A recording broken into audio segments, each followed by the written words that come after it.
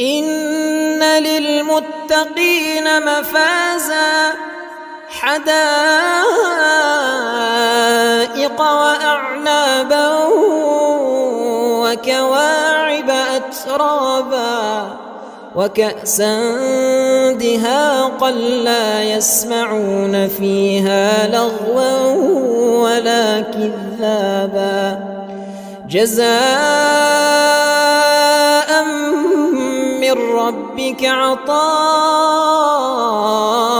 حسابا رب السماوات والأرض وما بينهما الرحمن لا يملكون منه خطابا يوم يقوم الروح والملائكة صفا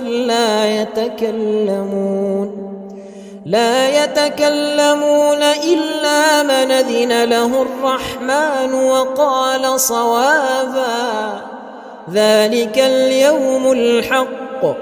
فمن شاء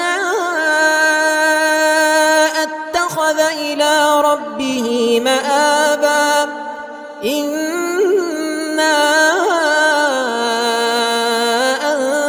أنذرناكم عذابا